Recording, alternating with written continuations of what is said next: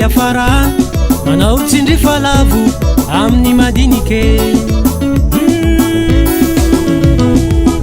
mba mievera amin'ny fiainana ty